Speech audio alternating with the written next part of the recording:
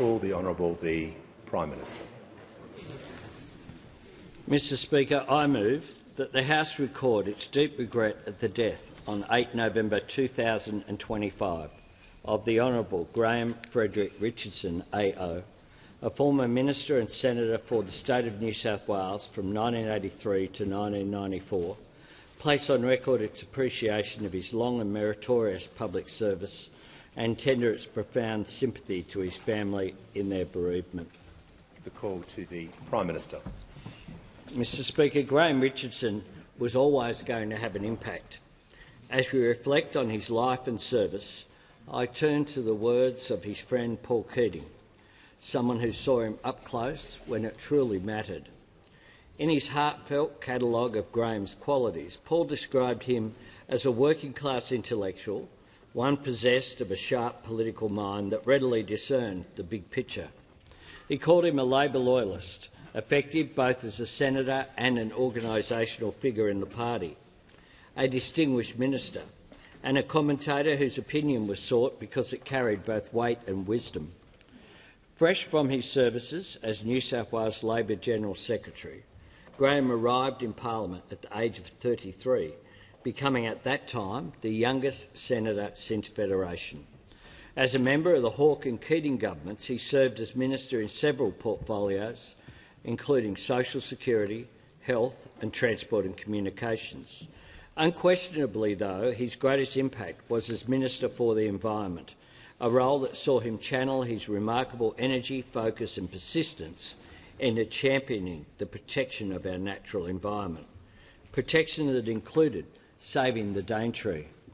The scale of Graham's achievements in that portfolio is indisputable, and just how long some of those achievements will endure as a living, breathing reality is beyond measure. Yet Graham was characteristically self-effacing. As he put it, "My memory won't be around for very long, but the rainforests of North Queensland will be around forever." There is no escaping the fact that Graham's life was often colourful and sometimes controversial. Yet while Graham was not perfect, he was always very direct. That much was evident in the famously self-aware title of his memoir, Whatever It Takes. He had that rogue's charm, that capacity to disarm. Of course he played his politics hard. He never liked to lose, but he could put old grudges and grievances aside to forge unlikely friendships. He was not just a Labor legend, a tribal figure. He was a Sydney identity. Richo knew everyone and everyone knew Richo. Yet there was more to Graham than the long lunches and tall tales.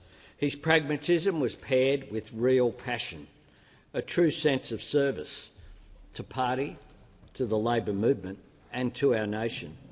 That's why when Graham left Parliament, he never left politics. He remained a thoughtful, perceptive and engaged observer, commentator and source of counsel and insight to so many across the political spectrum, including myself. He faced considerable health challenges later in life, something he addressed with typical candour. Yet he remained an active part of the national discourse, sharing a lifetime of wisdom with audiences right up until the end. He loved and lived all of what politics can be: service, calling, art and craft. Of all the promises he made, the most powerful was to his wife Amanda, who joins us in Parliament today, when he told her he planned to live until their son Darcy, who's also with us today, completed his HSC exams. It was a very close-run thing, but Graham kept his word. And when I spoke to Amanda just hours after Graham's passing, that was one of the first things that she said to me. He was so proud of you, Darcy, and he just loved every day that he had to spend with you. All of Graham's family are very much in our hearts today. My deepest sympathies to all who loved him and to everyone in the Labor family who grieves for a friend, mentor and inspiration. May your sorrow be softened at least by a little by the knowledge that some 2,500 kilometres to our north, the mighty Daintree still stands in all its beauty and complexity, an ancient treasure kept safe for generations not yet born. If our job on this earth is to leave it better than we found it, that alone gives Graham's legacy real power and meaning for this and for future generations. It is a truly remarkable testament. Contrary to Graham's expectation, may its name forever touch his, and may Richo rest in peace. Give the call to the Honourable the Leader of the Opposition. Thank you, Mr Speaker. On behalf of the Coalition, may I similarly rise to mark the passing of the Honourable Graham Richardson AO. Richo was a Labor stalwart and he represents so much of the Labor Party tradition. He was a tough political operator who was committed to advancing the Labor cause. His approach to politics is exemplified by his autobiographical book, Whatever It Takes. Richo never pulled his punches and he fought for the Labor cause.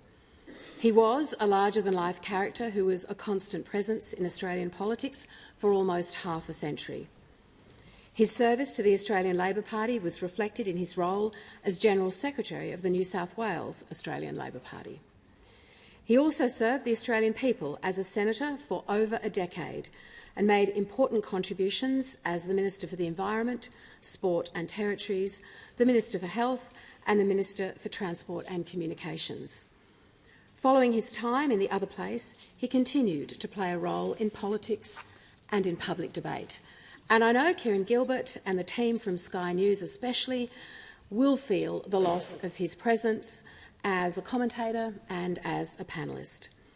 On behalf of the Coalition, I extend my condolences to Amanda, to Darcy, to Graham's family, to his former colleagues and to the Australian Labor Party for their loss. As a mark of respect to the memory of the Honourable Graham Frederick Richardson, I ask all present to rise in their places.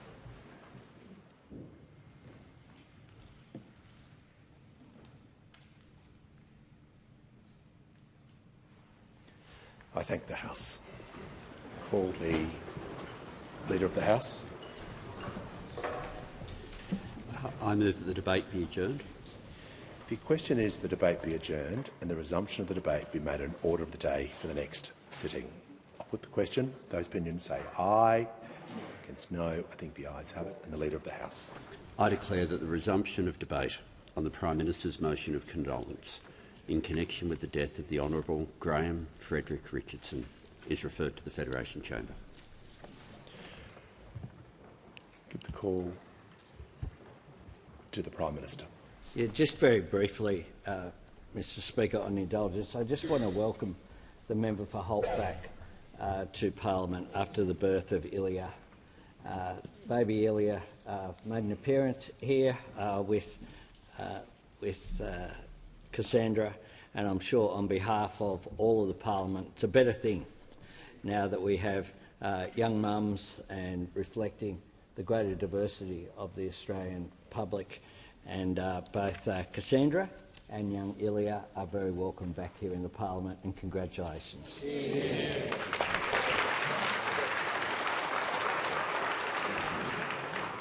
We shall move to questions without notice. Are there any questions? Give the call to the Honourable the Leader of the Opposition. Thank you, Mr Speaker. My question is to the Minister for Climate Change and Energy. And firstly, welcome back to Australia. The Coalition... Order, members on my left. Thank you, Mr Speaker. The Coalition thanks the full-time President of COP31 negotiations for taking the time today to make himself available and accountable to the Australian Parliament in his capacity as part-time Energy Minister. How many... Order. The Leader of the Opposition will pause. The Leader of the House on a point of order. Mr Speaker, standing orders are clear on references to members. Page 514 of practice makes it clear, and the reference that was just given is not referring to someone by their titles. Out of order. The Minister, order. Members on my left. Yep, the Leader of the House. Order. The Manager of Opposition Business on the point of order. On the point of order, the Leader did refer to the Minister by his title, correct title, and she is allowed to describe the minister in any way she likes. And it wasn't part of his title. Yeah. And indeed, he is the president as well. So, president of COP is correct. No, we're just going to. Well, you made him the president of Order. COP. Resume your seat. Thank you, manager, for your assistance. I thank the Leader of the House. We're just going to deal with this. People need to be called by their correct titles. To assist the House and let's to move forward. If the Leader of the Opposition could move to her question and we don't have the commentary when we're asking questions, that would help everyone, and particularly addressing everyone by their correct titles. We don't need any other descriptors. Otherwise, we're going to get into dangerous territory. So let's just get on with the question and move forward, and let that be a lesson to everyone. We're just going to ask questions to the minister without descriptors. The Leader can continue with her question. Thank you, Mr Speaker. My question. No, just ask the question. We don't need the early The Prime Minister is interrupting. Yeah. Thank you, Mr Speaker. My question in continuation, how many— Order. Order. If everyone— the Prime Minister can cease interjecting. The member for Hume. Look, we haven't got through the first question, and I'm keen to hear the question, as I'm sure the minister is. Let's just get to the question. In continuation, thank you, Mr Speaker. How many days of parliament will the part-time minister miss in 2026, and what will be the cost to Australian taxpayers of the minister's full-time presidential duties? The Minister for Climate Change and Energy has the call. Thank you very much, Mr Speaker, and I appreciate very much the question from the Leader of the Opposition. Now, Mr Speaker, when you are a patriotic party of government, you celebrate national successes whether you are in opposition or in government. Mr Speaker. That's the approach the Labor Party in opposition took when John Howard chaired APEC with our support. Order. Members it's on my the approach left. the Labor Party took when Tony Abbott chaired the G20 with our support. It's the approach the Labor Party took to support the appointment of Matthias Cormann as Secretary-General of the OECD. I'm even old enough to remember, Mr Speaker, the Labor Party in government supporting the appointment of Malcolm Fraser as Secretary-General of the Commonwealth, Mr Speaker. I'm even old enough to remember that. Because if you are a serious party of government, you want your country to do well whether you're in opposition or in government. And I'm pleased that this government's achievements have been recognised with the appointment of COP negotiations president, Mr Speaker. I am pleased about that. And the fact that it tells you a lot about the modern Liberal Party, Mr Speaker. In a domestic debate, they say, well, look, we shouldn't take any action on climate change because we're just 1% of emissions. And when you say, well, maybe Australia can play an international role to help the rest of the world decarbonise, oh, that's a terrible thing too. We couldn't possibly have that.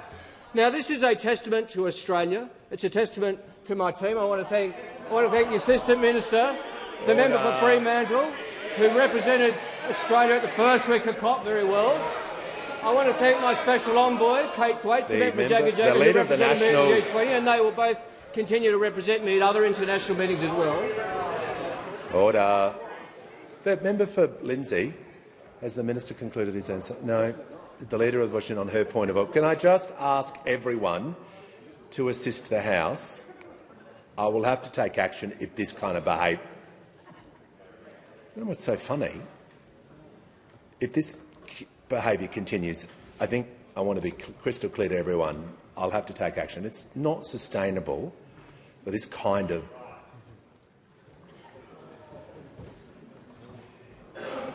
If you'd stopped interjecting, I can give the call to your leader. You're not being rude to me. Order.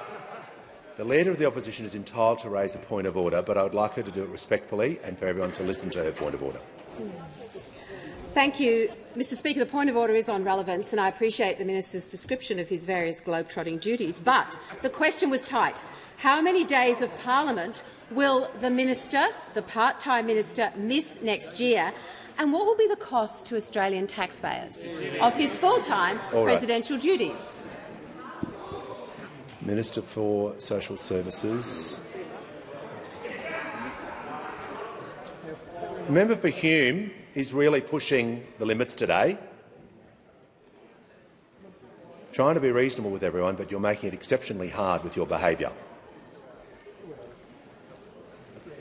I'll ask the minister to continue and to be directly relevant to his question. Thank you, Mr Speaker. The Leader of the Opposition asked me about ministerial travel and criticised me going to Brazil last week, and travelling back yesterday, Mr Speaker, pretty clearly.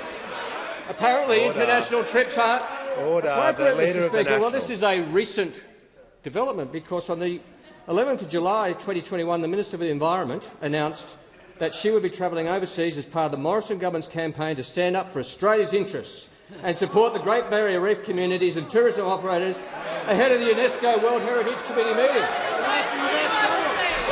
The press release says Minister Lee will visit a number of countries.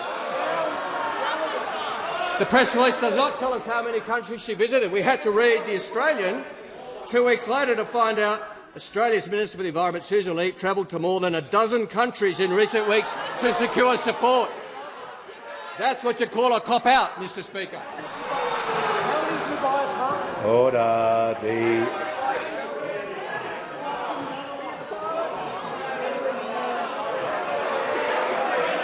Order. When the House comes to order, members on my right, the Minister for Social Services getting close to leaving the chamber. The Manager of Opposition Business, we're just trying to... Well, don't be provoked. Sit in silence and everyone will be a lot stronger for it. Order. The House comes to order. We'll hear from the honourable member for Sullivan. Yeah. Thanks, Mr Speaker. My question is to the Minister for Emergency Management. What is our Albanese Labor government doing to support our Northern Territory communities following the impacts of Tropical Cyclone Fina? And how is the government helping to prepare the rest of the nation for similar events during this upcoming high-risk weather season? Order. Give the call. Order. Members on my left. The call to the Minister for Emergency Management, Minister for Regional Development, Local Government and Territories. Thank you, Mr Speaker, and I want to thank the member for Solomon for the work that he's put into preparing his community against Tropical Cyclone Fina. Communities in the Northern Territory were well placed for Tropical Cyclone Fina, which tracked through the Van Diemen Gulf, past Darwin and the Tiwi Islands over the weekend as a Category 3 system. And I recognise the member for Solomon, the member for Lingiari and the Minister for Indigenous Australians in the other place for their work in providing timely updates and support for their communities.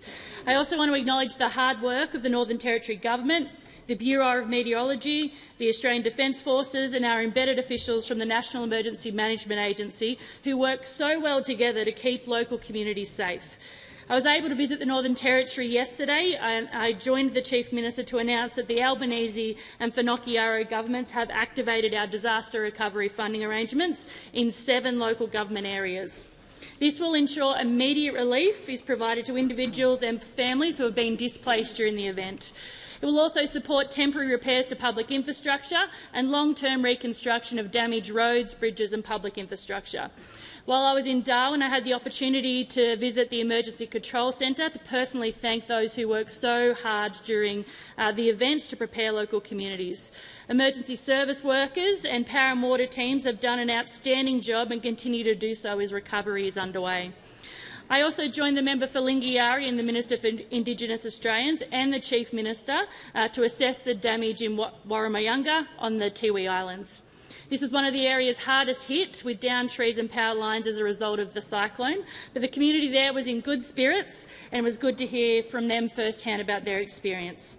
The Albanese government and the NT government, local councils and the community will continue to work together as we enter the recovery phase. We're keeping a close watch on Tropical Cyclone Fina, which has been downgraded to a Category 1 as it passes across the Kimberley. Mr Speaker, I'm proud to be part of a government that is improving how we prepare for each high-risk weather season, and we take our responsibilities seriously. Our preparedness activities, including how we collaborate with state and territory governments to deliver, most importantly, our $1 billion Disaster Ready Fund to look at how we reduce disaster risk in communities. So far, more than $600 million has been committed to 446 projects, with round 3 announced just last week. Round 3 runs a range of projects from cyclone shelters on Palm Island to an emergency coordination facility in Alice Springs. We're investing in our National Aerial Firefighting Fleet's multi-hazard capability, and we're continuing to expand the National Emergency Stockpile to ensure specialist equipment can be rapidly deployed, just like it was to the NT during Tropical Cyclone Fina. Building national preparedness in the face of increasing disasters and responding to events like Tropical Cyclone Fina is a priority of this Labor government and will continue to be. Before I call the member for Warner, I'm pleased to inform the House that joining us today on the floor of the Parliament is the Honourable Bronwyn Bishop AO, the 29th Speaker of the House of Representatives. A very warm welcome to you, Mrs Bishop. Give the call to the honourable member for Wannon. Thanks, Speaker. My question is to the Minister for Climate Change. The Lowy Institute reports that as President of COP, Alok Sharma visited more than 50 countries, and media reports he travelled 200,000 miles, which is the equivalent of 8 trips around the Earth. As President of COP31 negotiations, how many countries will the minister be required to visit? How many miles will he need to travel? And how much taxpayer money will be spent in funding the full-time presidential duties of the part-time minister?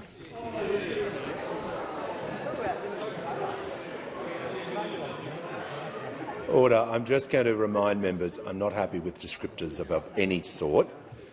Just moving forward. Equally so, it will apply to anyone on this side of the chamber as well. So I'm not happy with that descriptor. So just want to make sure that, and it will go both ways if anyone is described in another way. So just stick to the name of the title, and I'll refer to members on page 514 of practice if anyone needs clarification.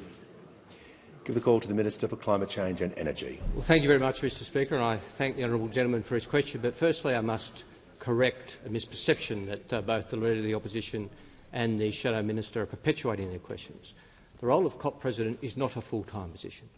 It is quite common for the role of President of the COP, and I'll be the President of the negotiations, to, well, they're different jobs, to be held by a Cabinet Minister concurrent with their duties. Last year's COP President was Mukhtar Babiev, who was the Minister for the Environment of Azerbaijan. The President of the first COP I went to was Minister Shukri, who continued in his role in the Egyptian cabinet while being President of the COP. So to suggest that this is a full-time job somehow is a complete and utter invention. It's a fantasy. You can say it as many times as you like. It doesn't make it true, Mr Speaker. Now, Order. The Leader of the Nationals. The Leader of the Opposition was asked this morning by Kieran Gilbert, isn't it good that Australians have a seat at the table and can chair some of the important international talks? And the Leader of the Opposition replied, no, it's not, Kieran. No, it's not. Well, OK, that's not good. But Kieran Gilbert, he's not the first time he's interviewed a member of the Coalition front bench about COP, because he interviewed the gentleman who asked me the question in 2021. And on that occasion, the now Shadow Minister said, as a previous diplomat who went to COP in Buenos Aires, I can tell you that Australia plays a leading role in seeking agreement and getting all countries to play their part in reducing emissions.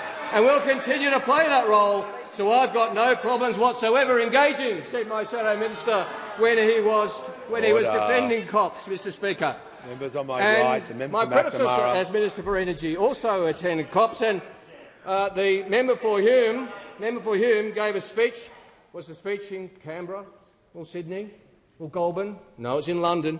And he said, importantly, we recognise we cannot achieve all this alone, and that international collaboration. Order.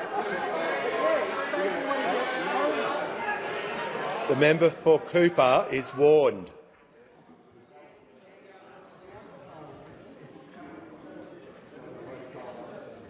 When the House comes to order, I'll hear from the honourable member for Warner, who's entitled to raise his point of order. Thanks, Speaker, and it goes to relevance. We don't need a history lesson. What we want to know is how much the taxpayer is going to pay from this President and part-time minister travelling the world. The member for Wannon, I was explicit in not using descriptors, and you agreed with me when I said that. So you will leave the chamber under 94A. I don't know how clearer I can be. Don't do something because it is not in with the standing orders, and I referred to practice, so everyone would know. So I'm not sure why you're surprised.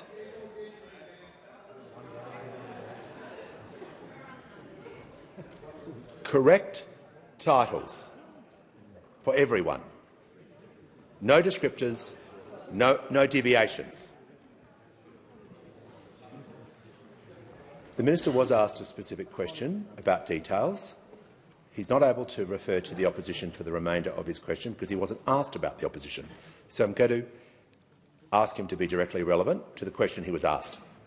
Well, Mr Speaker, the fact is that every trip I take will be in the national interest, representing our country, something I'm proud to do, something this government is proud of with our Foreign Affairs reset, which has replaced the mess we inherited under this Prime Minister and the Foreign Minister. It is unimaginable that those opposite would have been elected to such a position because you actually have to believe in climate change to be president of the climate change negotiation. We'll hear from the honourable member for Boothby. Thank you, Mr Speaker. My question is to the Minister for Social Services. How is the Albanese Labor government helping to tackle gender-based violence? Give the call to the Minister for Social Services. Thank you very much, Mr Speaker, and I want to thank the member for Boothby for her question. She'll be leading a very important inquiry with her Social Policy and Legal Affairs Committee shortly into the intersection between family, domestic and sexual violence and suicide, and I thank her and the committee for that work. Today is the International Day for the Elimination of Violence Against Women, and I want to start by acknowledging every victim survivor, every frontline worker who has assisted them, and most sadly, those that we've lost in recent years and recent decades. Today, the Albanese Labor government announced a 40% funding boost for 1800-RESPECT. This is a really important investment in a service that began under a former Labor government during the Gillard years with 11,000 calls in 1 year. Last financial year, this service had 342,000 contacts. That is a 3,000% increase on the first year that we established 1800-RESPECT 15 years ago. This government, the Albanese government, has invested more than any previous government in addressing family, domestic and sexual violence, including through programs like making the leaving violence payment permanent, introducing legislation to make sure our social security system isn't weaponised against survivors of family and domestic violence, funding programs that intervene earlier with men, with adolescent boys, with children, particularly those men who want to change their behaviour. We've invested $1.2 billion in emergency and transitional housing to help make it safe for women and children fleeing violence. We've invested a record $3.9 billion in legal services, including $800 million extra for family violence legal services.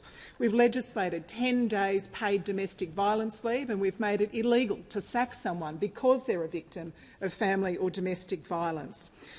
We've reformed the family law system to make the family law system safer, simpler and more accessible for victims of family and domestic violence. And very importantly, we're working with the states and territories to improve responses to victims of sexual violence. It's one of the areas of crime that continues to rise in a completely unacceptable way. Of course, these investments are beginning to make a difference. We have to acknowledge success when we see it. But do we think we've done enough? Not ever. Not while there is one victim of family, domestic or sexual violence will this government rest. We'll continue to work, and I know those opposite share our belief that every single one of us has a responsibility to act. On indulgence, the Leader of the Opposition to associate. And I briefly, on indulgence, associate the coalition with the remarks of the minister. Appreciate the ongoing funding into 1800-RESPECT, which is the first point of contact for anyone who feels unsafe, and to thank the House for their engagement with so many members talking about this issue from a personal perspective.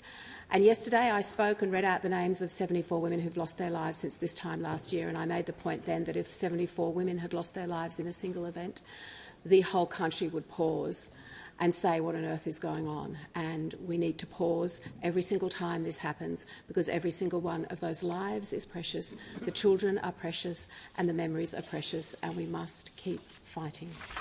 And for the benefit of members this evening, Parliament will be illuminated in orange to mark the International Day for the Elimination of Violence Against Women and the commencement of Global 16 Days of Activism Against Gender-Based Violence campaign.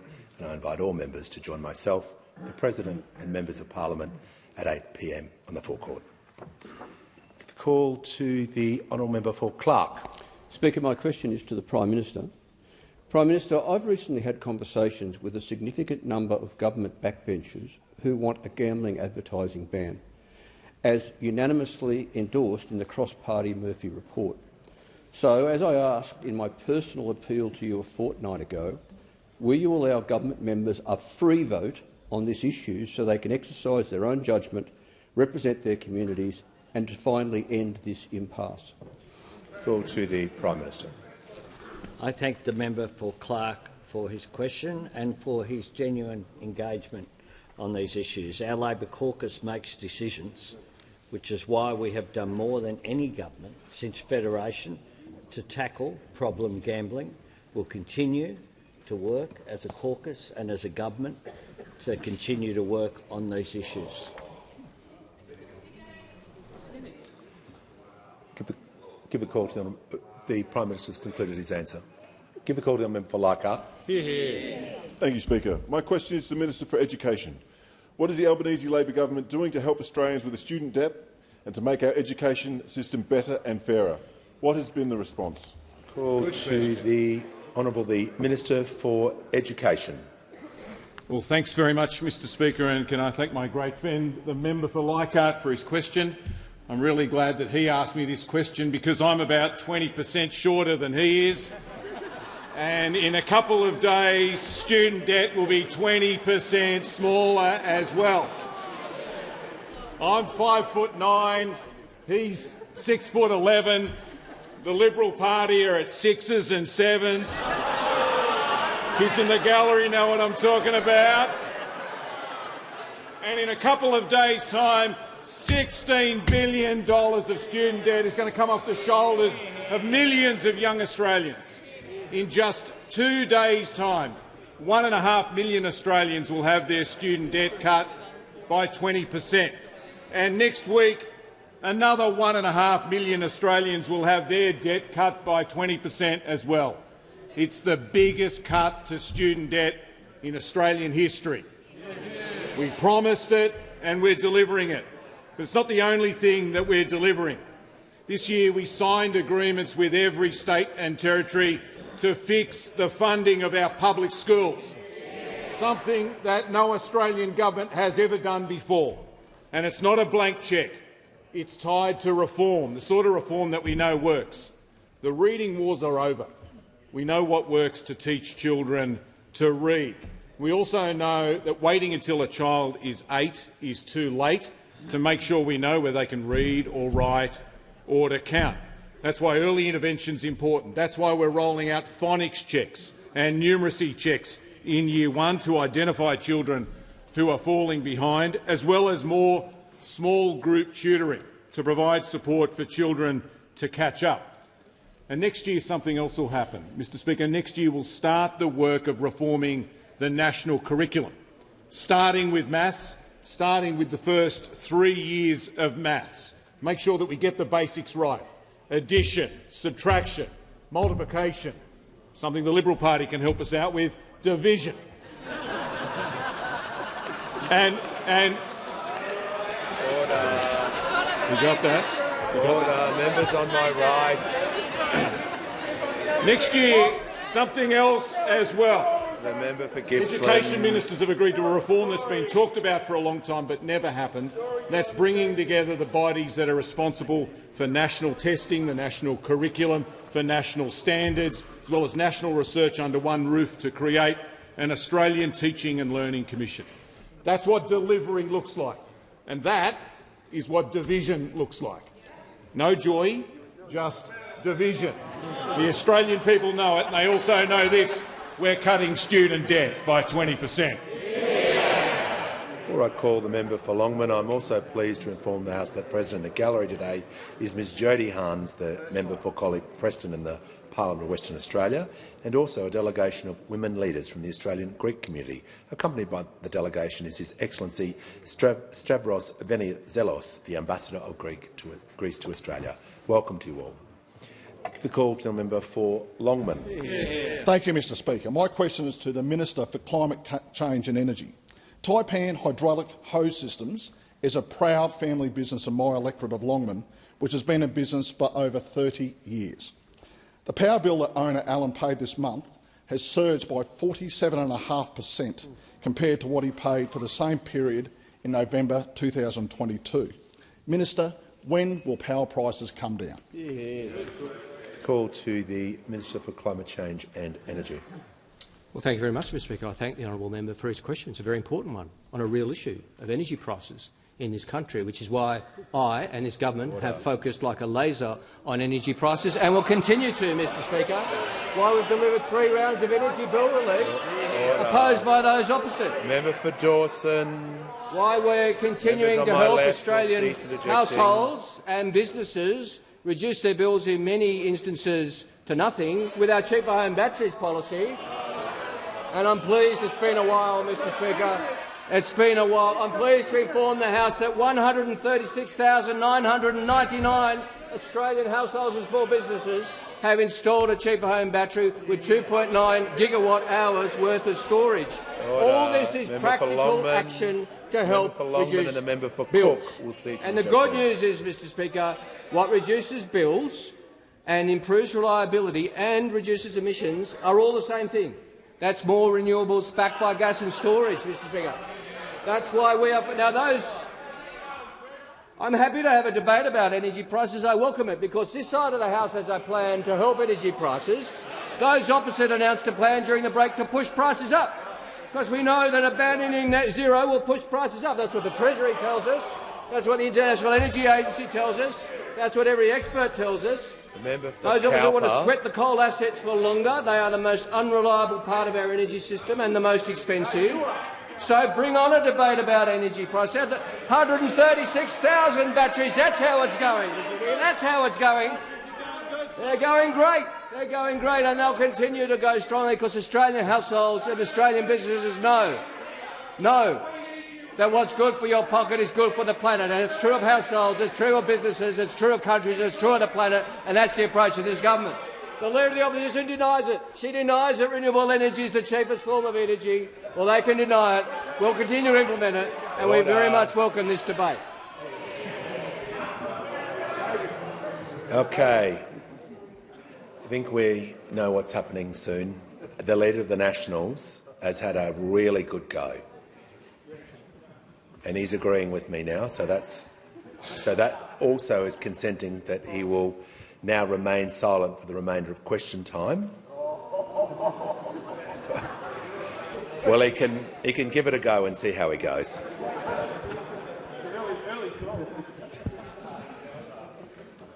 When the House comes to order, we'll hear from the honourable member for Griffith.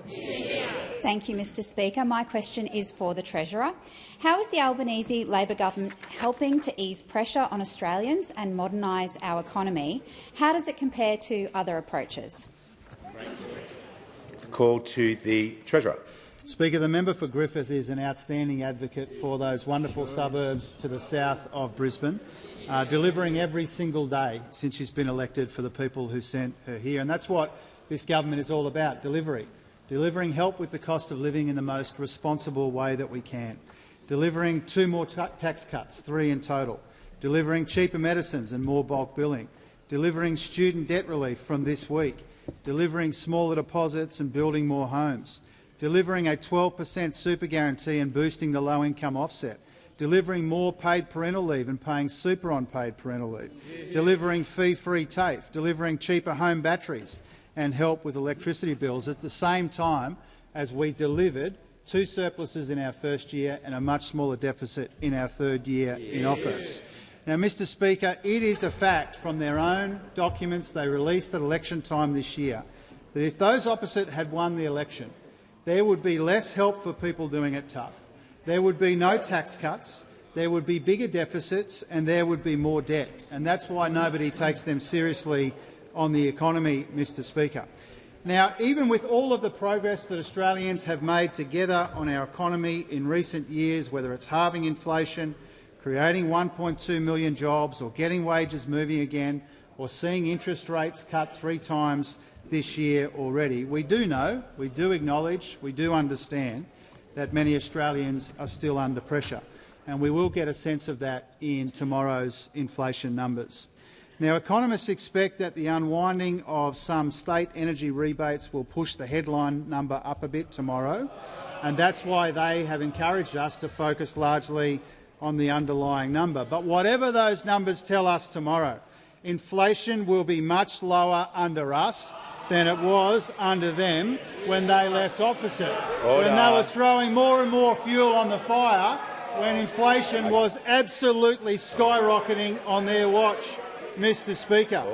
Now, it's bad enough that they left us with $1 trillion in debt and skyrocketing inflation and falling real wages. It's bad enough that they opposed cost of living help and they voted against tax cuts for the working people of this country.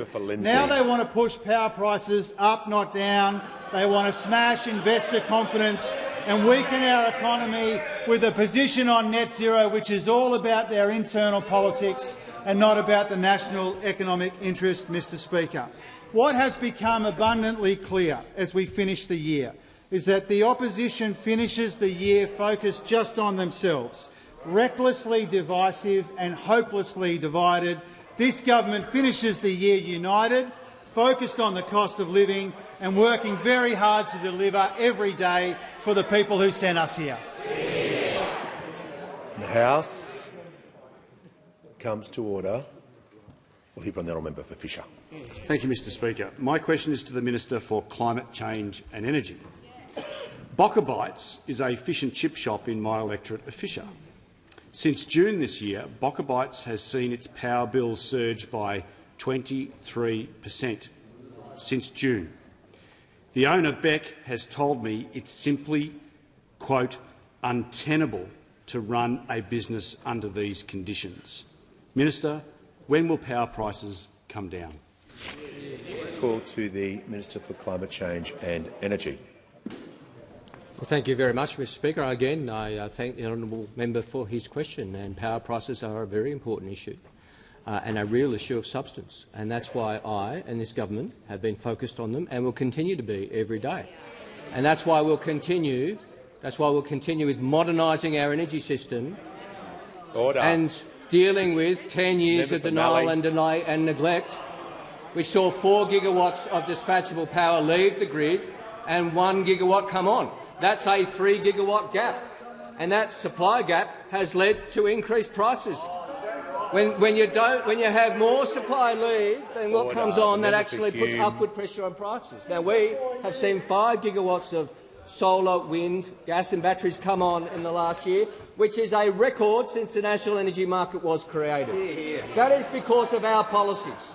That is because of our policies to encourage more energy, especially more renewable energy, backed by gas peaking and backed by storage. Now, what I would say to that small business and the many other fine small businesses around Australia is that we know there is so much more to do, and we will keep going with what needs to be done. We won't stop, and we won't stop the drive to the most affordable, the cheapest, the most reliable and the lowest emissions form of energy. Member for Goldstein. We know that there are different ways. We know that household power bills could rise by $449 a year if we had greater reliance on gas and coal and if renewables were built more slowly. As the Clean Energy Council has pointed out, or we know, as the Treasury has said, not pursuing, and I quote, not pursuing net zero by 2050 risks lower economic growth, reduced investment, mixed export and employment opportunities and higher energy prices. And we know, or as the Grattan Institute's Energy Director Tony Wood has said, and I quote, "There is very little that I could see in the Liberal Party's plan which would actually bring down power prices." And we know that, Mr Speaker, because their plan is cobbled together to save the leadership of the Leader of the Opposition in a vain attempt. It's not about Australian businesses, it's all about Liberal Party internal politics. We will remain focused on small businesses, medium-sized businesses and households, and giving them access to cheaper, more reliable, lower emissions energy.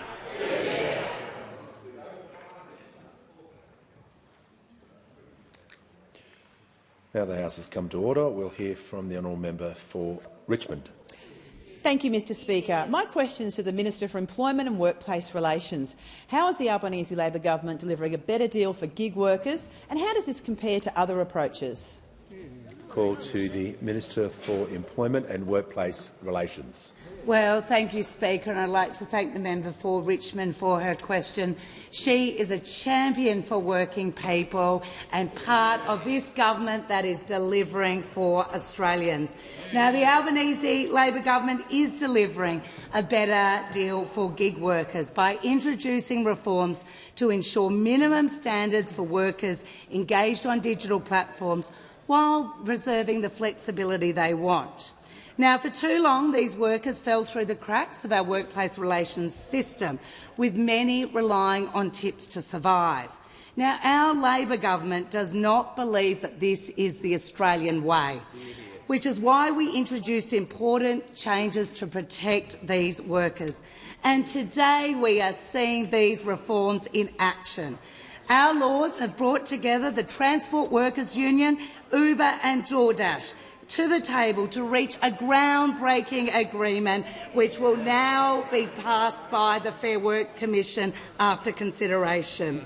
This agreement, delivered by our reforms, if approved by the Fair Work Commission, will mean that for the first time platform food delivery drivers will have a minimum floor that protects their pay and represents life-changing increases to their income. Workers will also benefit from better conditions, have stronger rights to representation, dispute resolution and protection if injuries or accidents occur. And the companies will also benefit from a stable workforce and a level playing field on pay and conditions. This is what cooperative and productive workplace relations looks like. Now, this morning I met with Naveen, a delivery driver here in Canberra, who told me that, if approved, this agreement means when you're ordering food, the driver who brings food to your door will be getting paid decently, getting paid what he or she deserves. Now, I'm asked if there's any alternative approaches. Well, the alternative approach was that of the Coalition. While they were in government, they ignored the calls from these essential workers for a better, fairer industry. And of course, when they had the chance to support our important protections, the Liberal and National Party voted against them, arguing that a lack of minimum standards was a good model and working well. The question for the Leader of the Opposition is whether rolling back these important protections for some of our lowest paid workers is still part of their agenda to save her leadership. Now, we know just a few weeks back, when asked about rolling back Labor's important workplace reforms, her answer was, "We'll look at it all." Well, our government is looking after workers while they remain divided. Good call to the honourable member for Capricornia. Thank you, Mr Speaker. My question is to the Minister for Climate Change and Energy. Manufacturer SMW Group in my electorate of Capricornia has seen its power bill skyrocket by 70% in just 4 years. As a result, the owner has told me he's held off hiring over 100 new staff. So, Minister, when will the power prices come down? Call to the Minister for Climate Change and Energy. Thank you, Mr Speaker. I thank the honourable member for her question. And again, it's a very fair question on behalf of an Australian business. And Australian businesses deserve a government focused on reducing energy costs and modernising the energy grid, and that's exactly what we've been doing. And that's exactly what they failed to do with 22 failed energy policies over 10 years. because even the Leader of the Opposition just a few minutes ago denied that renewables are the cheapest form of energy. They just don't get it. I suspect the Leader of the Opposition really does know it, but has to appease the climate-denying far right of her party for her hold on her job. But we know just today, a report out today from IEFA, which says renewables are the lowest cost technology for new build electricity generation. Renewables are now the most cost-competitive option globally for new electricity generation, with costs about 40 to 50% lower than the nearest fossil fuel option. So we've got the Leader of the Opposition dropping net zero, proposing maybe new coal, not new coal, we're not sure. The Liberal Party party room couldn't even work it out. We know that it was not in their press release, it was in their glossy document that they'd support new coal-fired power, which after the Collinsville debacle, where they announced a new coal-fired power station in North Queensland, which was never built, that's an understandable reticence by those opposite. We, on the other hand, have a clear plan to help Australian businesses and Australian families with lower energy prices. We've seen energy prices fall by a third on wholesale terms in the last quarter. We think that's a good thing. They think that's a bad thing.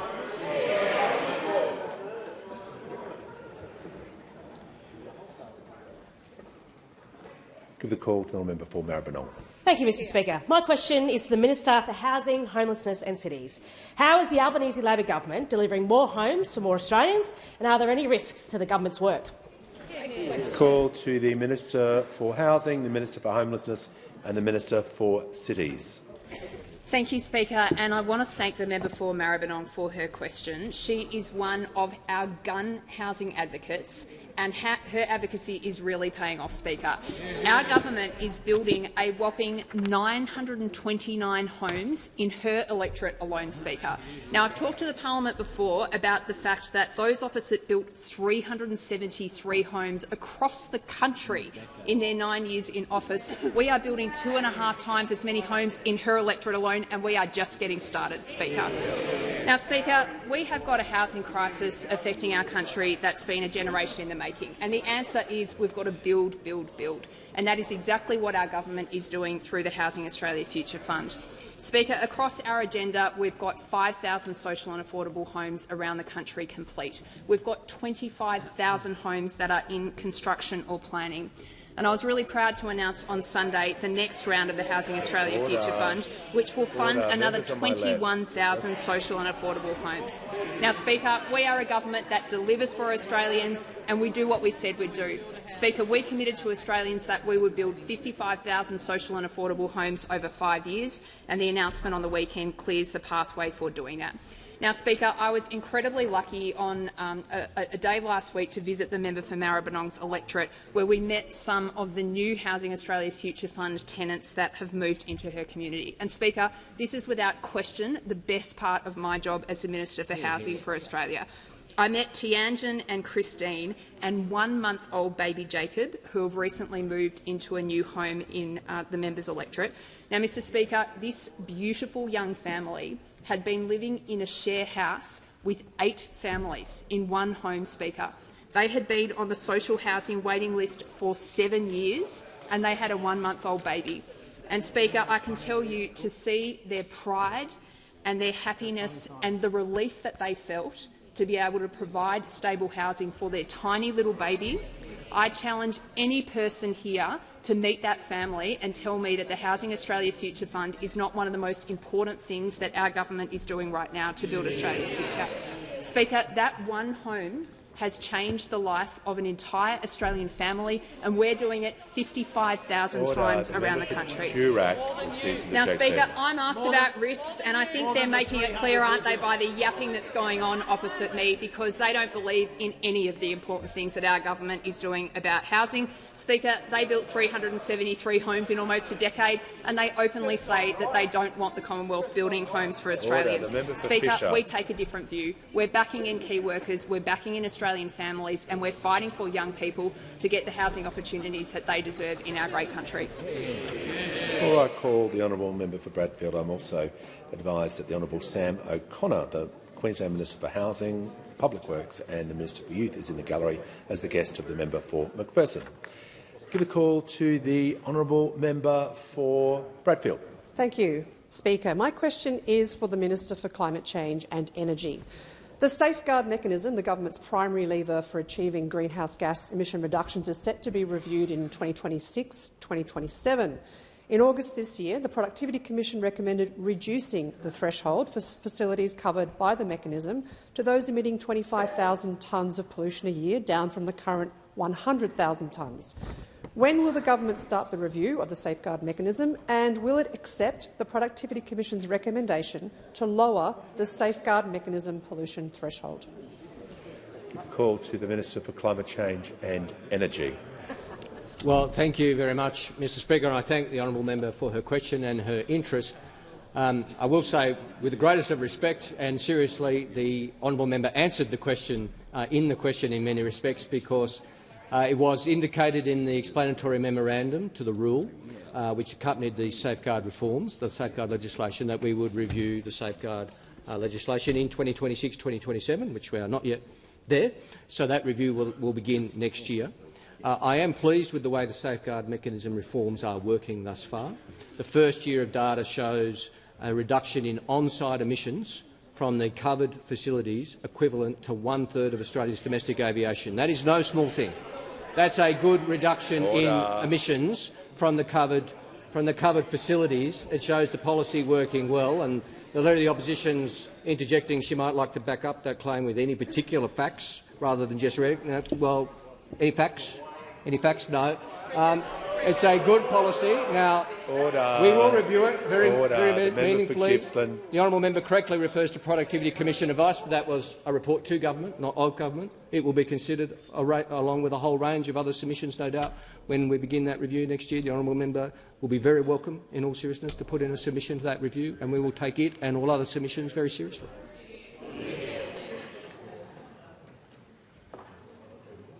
Give the call to the member for Hasluck. Thank you, Speaker. My question is to the Minister for Skills and Training. How is the Albanese Labor government supporting TAFE students across Australia with the cost of living as they train for the jobs that we need? Call to the Minister for Skills and Training. Thank you, Speaker, and I thank my friend, the member for Hasluck, for her question. It was fantastic to be with her in her electorate last week to open the brand new clean energy training facilities at Midland TAFE, something she fought for and won. It was also great to hear from local students about how much they value the opportunities that free TAFE is providing them. And, Speaker, the Albanese government has put TAFE back at the heart of skills and training because it belongs there and always should have belonged there. We're backing in the hard work of TAFE students like those that the member for Hasluck and I met last week. They're amazing teachers too, by upgrading TAFE facilities through our government's TAFE Technology Fund, including $3.24 million at Midland. Great West Australian students like Timothy, like Brock and Kudawashi, who are all benefiting from our investment. And it's not only facilities the member may be interested in hearing that we're rolling out for TAFE students. Our government is also rolling out cost of living relief to ensure that Australians can get the skills they want for the jobs that we need. Australian apprentices and vet students are among those around the country are hearing from the ATO about the Albanese government's 20% cut to student debt that's being applied to their accounts right now. Thousands of dollars that many of these students are saving on student debt. Now, this is a pretty special bit of news to those of us on this side of the House and those millions of Australians anyway. News that we're proud to deliver because we know it makes a big difference in the lives of Australians. But of course that's not all, Speaker. Free TAFE is reaching new heights. There are now more than 725,000 free TAFE enrolments, 725,000, and more than 210,000 course completions. The Minister for Housing will be pleased to know that construction courses are now the third most popular type of free TAFE courses. More than 59,000 enrolments, people going on to build the houses Australians need, including CIT students the Prime Minister and I met with today, Yao, Ruby and Josh. People like them, together with more nurses to care for Australians, more early childhood educators too. And this is why our government made free TAFE permanent. But the Leader of the Opposition and members opposite don't like free TAFE. But we know the Leader of the Opposition and her coalition will talk it down at every opportunity, ignoring the stories. Order. The Minister will pause. Order. Members on my left, I want to hear from the Manager of Opposition Business on a point of order. Yep. On relevance, the member for Hasluck asked one of the tightest questions I might have seen in my time here, very tightly framed and directly to the government's achievements, and I'd ask the minister to answer the question, not refer to the opposition. I agree with the manager. He wasn't asked about anything about the opposition, so return back to the question and refrain from the comments you were making. Thank you, Speaker. I've been talking about the 725,000 enrolments in free TAFE, Order. 210,000 course completions. These are thousands of Australians that, if it wasn't for free TAFE, they wouldn't have been able to take up their opportunity. While the Liberals are concerned by distraction and division, we are getting on with the job and delivering for Australians. The minister, rebuilding TAFE, debt relief and free TAFE. The minister will resume his seat. The call to the member for Dawson. Thank you, Mr Speaker. My question is to the Minister for Climate Change and Energy. Peter Doyle, a cane farmer in Dawson, fears he will lose money by harvesting his crop because his average power costs have doubled. Despite installing solar, Peter is still going backwards. Minister, when will the power prices come down? Call to the Minister for Climate Change and Energy. Well, thank you very much, Mr Speaker, and I thank the honourable member for his question. And again, unlike the first few questions, these are questions that are based on serious matters that are worthy of debate in this House, because there is a real debate about the various approaches, alternative approaches to energy prices in this country. This government's approach to help Australian households with things like the cheaper home batteries policy and with the solar sharer policy for 3 hours of free power in the middle of the day, which we introduced and they oppose, Mr Speaker, which has been very broadly welcomed by Australian energy consumers who know that renewable energy is the cheapest form of energy and we want to see more Australians benefit from it, to continue with the task of rolling out more renewable energy in this country. And I'm pleased that September was the first month in Australian history that we got more electricity from renewable energy than coal, and October was the first month in Australian history where renewable energy supplied 50% in our main energy grid. This is progress. It takes time to build up. It takes time to build up. It's taken time to build to 50% and it will take time to build to 82%, but we'll keep going. Order. I was listening to the minister and he was answering the question about the time frame, but the member for Dawson can't simply get up and say relevance because he was being directly about. If you listen carefully, he was answering about the time frame. So, what's your point of order? It is on relevance, and I'm listening to exactly what you said, sir, but I want to know when. Peter wants to know when will it come down. He's doing it tough, sir.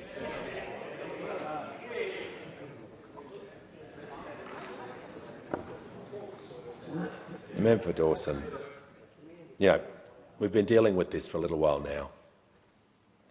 If the minister is talking about the time frame, and he did give an exact sentence to the question you were asking about it taking time, I know you want an exact date, but under the standing orders I can't deliver that. So, order. I'm just going to make sure that the minister is being directly relevant, but no more points of order the rest of the week if you don't like the answer, okay? The minister will be directly relevant to the question he was asked. Certainly, Mr Speaker, I do think it's relevant to point out that policies like ours have seen wholesale prices come down 30% in the last quarter. Now, we know it's a fact. It's a fact. But we know there's more work to do to make sure this flows through to retail consumers, and we'll see in the next default market offer, Mr Speaker, which will be out in March next year. We won't be hiding it, whatever it says. It'll be released, just like the last three have. It hasn't always been the case, Mr Speaker, but whilst ever I'm the minister, they'll be released on time, transparently, for Australians to see. That's why we've reformed the default market offer to give Australian consumers a better deal, including solar sharer, including the 136,999 households who have now installed a cheaper home battery. These are all practical policies which will continue to deliver. Call to the honourable member for Bullwinkle. Thank you, Speaker. My question is to the Minister for Health. How is the Albanese Labor government strengthening Medicare and making it easier for Western Australians to access urgent care when they need it? How does providing more urgent care clinics help strengthen Medicare after a decade of cuts and neglect? Call to the Minister for Health and Ageing, the Minister for Disability and the National Disability Insurance Scheme. Thank you, Speaker. Only 10 nurses have ever served in this parliament, Mr Speaker, and 3 of them are in the chamber right now, including the terrific member for Bullwinkle. As a government committed to strengthening Medicare, we are so lucky on this side to have nurses, doctors, psychologists, a pharmacist, all helping us to guide that important agenda. And last week, the member for Bullwinkle and I visited the Mount Helena Medical Practice, one of the GP clinics in her electorate that have already registered to become a Medicare bulk billing practice, bulk billing all of their patients all of the time. And shortly, Mr Speaker, we'll announce the location of the Mundaring Urgent Care Clinic that the member for Bullwinkle promised at the last election. That's one of 47 clinics that we'll announce over the coming couple of weeks, which will open over the coming couple of months. And it will take the network to 137 urgent care clinics, all open 7 days a week, extended hours, and importantly, Mr Speaker, fully bulk billed. So all you need to take along is your Medicare card, Mr Speaker. And once the network is fully up and running, it will see 2 million patients every single year, most of whom would otherwise have had to go to their local emergency department. Now, it's not just Bullwinkle, Mr Speaker, that's benefiting from our strengthening Medicare agenda. That plan is working right across the great state of Western Australia, Mr Speaker. Take a seat like Forrest, for example, Mr Speaker. Already 10 GP clinics in the electorate of Forrest have signed up as Medicare bulk billing practices, bulk billing all of their patients all of the time. Already the Bunbury Urgent Care Clinic has seen more than 35,000 people fully bulk billed, taking pressure off the busy emergency department at the Bunbury Hospital, Mr Speaker. Indeed, the Bunbury Urgent Care Clinic has been so successful that at the last election we committed additional funds to help them boost staffing at busy times of the day, Mr Speaker. We also promised a Medicare mental health centre for Bunbury, Mr Speaker, and will deliver on that too. Now, I don't recall the opposition supporting either of those commitments, Mr Speaker, but we know that our strengthening Medicare agenda is working for the people of Forrest, Mr Speaker, which is why we were all so delighted to be in the electorate of Forrest last week, Mr Speaker. We were delighted to be in Bunbury. We noticed the member's van following us around, keen to hear the story of our strengthening Medicare for the people of Western Australia. The Prime Minister didn't just go to Bunbury, he went to Busselton as well, met with the Busselton Chamber of Commerce, Mr Speaker, and I can assure the member there will be many, many more visits back to the electorate of Forrest, Mr Speaker, because we've got a great story to tell. Order. We'll hear from the honourable member for Curtin. My question's for the Prime Minister. Australians are asking why the government has failed to respond to the Murphy Review's unanimous recommendation to ban gambling ads. No one in this chamber is seeking to ban gambling, despite what you've said, and when asked about reform, you list actions that were announced before the Murphy Review. Many members of your own party support an ad ban. Why won't you allow a free vote on a ban on ads for online gambling? Give the call to the Prime Minister. I thank the member for her question to me as Prime Minister, but I'm also leader of the Australian Labor Party. And we are a political party, not a bunch of individuals. And what we do,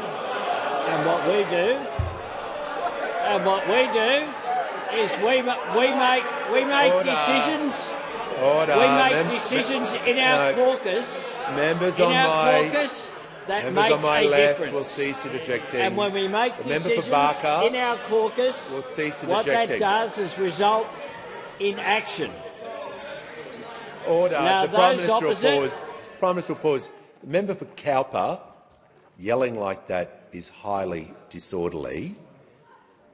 The member for Curtin was heard in silence. I'm just going to ask everyone, take the temperature down. I can't hear a word that's being said. The Prime Minister deserves the respect of being heard in silence, as the questioner was as well, who want her answer as well. The Prime Minister has the call.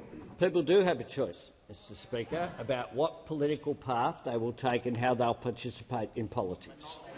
People Order. can participate as independents and wait for decisions to be made by government and then decide whether they'll support them or oppose them or try to amend them. And I respect that. And I respect the member for Curtin and the way that she takes policy development seriously in this chamber.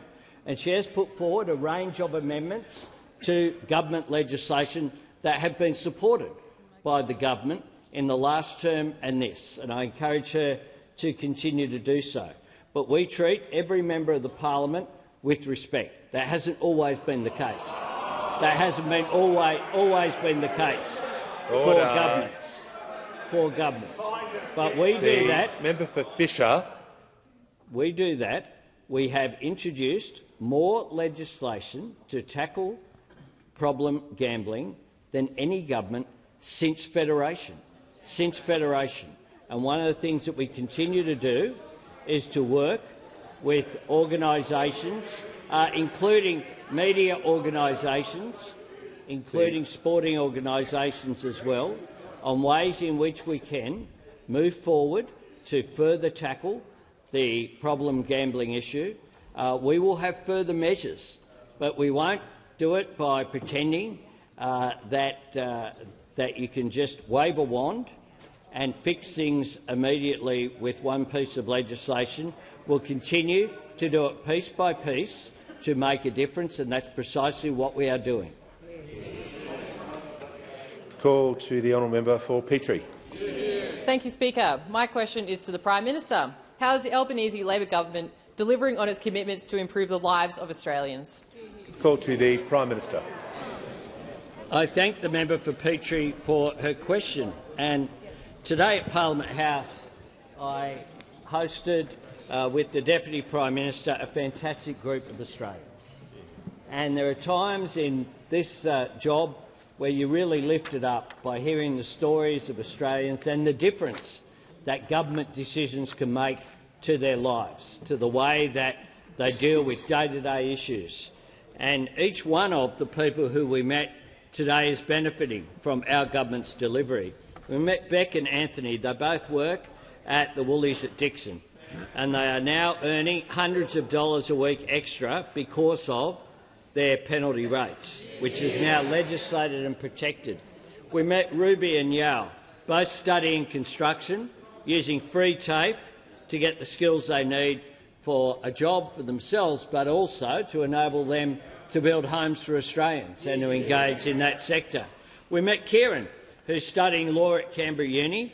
He's saving around $9,400 with the 20% cut in his student debt. We met Emily, Order, members on my left. paid prac. She's undertaking paid prac for an 8-week nursing placement. Now, I reckon most Australians would know that we need more people to do nursing. They would also, I think, be surprised to think that people like Emily before this change would have had to have lost income in order to do a paid prac placement that is a compulsory part of becoming a nurse. We met Jess. Jess is saving $700 a year on her endo treatment, making an enormous difference to her. We met Juliana and Dristy. They're childcare workers. They have got a 15% wage increase as a direct result of this government's policy, meaning that they spoke about the retention levels staying there in childcare, just as we met aged care workers as well, retaining workforce there. And we met Anne, who's a teacher whose school in South Australia is on track to receive full and fair funding under our government. Something we didn't promise prior to our election, but we delivered in our first term, finally delivering those agreements. The teachers, nurses, students, workers and people who want stronger Medicare. This is delivery in action, The member for Mr. Batten Speaker. will leave the chamber under 94A. Continually interjecting when you're on a warning, no matter how long it takes, you'll be removed. Prime Minister in continuation. It is delivery in action, Mr. Speaker, making a positive difference to people's lives, which is probably why it provokes interjections from those opposite who don't want people to be lifted up, only themselves. And I ask that further questions be placed on the notice paper. Order. Members can leave the chamber as quickly and as quietly as possible. Before we go to papers, order. Just the House can come to order. The member for Goldstein has indicated he is seeking the call on a personal explanation. I'll give the call to the member. Thank you, Speaker. I have been misrepresented most grievously. Do you claim to be misrepresented? You may proceed. Thank you. Yesterday in question time, when the Minister for Education got to pronounce Goldstein correctly, he misrepresented a speech in the Federation Chamber claiming quotes attributed to myself were in relation to the government student HECS debt deferral scheme. As the Hansard from the Federation Chamber will show, what I described as, quote, one of the most despicable things I've ever seen a Labor government seek to do was celebrating their record as HECS firefighters when they are inflation arsonists. Thank you, Deputy Speaker. The member for Goldstein has a second misrepresentation. Thank you, Deputy Speaker. I've been misrepresented. You claim to be. I do claim to be misrepresented. You may proceed. Thanks, Speaker. For the second time yesterday in question time, the Minister for Social Services selectively misrepresented 12-year-old quotes attributed to myself claiming they were about Labor's paid parental leave scheme. In fact, they were about the Liberal Party's proposed paid parental leave scheme at the time, and a scheme, of course, that the Minister for Social Services herself opposed. To evidence this, on the panel of Q&A at the time, the then Labor Minister Bill Shorten interrupted me, expecting I was criticising his policy before correcting himself, as he realised I was criticising Liberal policy and said, "Sorry, I didn't mean to interrupt you. Keep going." To evidence my claim, I seek leave to table a copy of the transcript highlighting the Minister's misrepresentation. The Leader of the House. Leave is not granted, but he can keep talking about himself for as long as he wants. I thank the member for Goldstein. We shall move to papers, and I call the Leader of the House. Speaker, these documents are tabled in accordance with the list circulated to honourable members earlier today. Full details of the documents will be recorded in the votes and proceedings.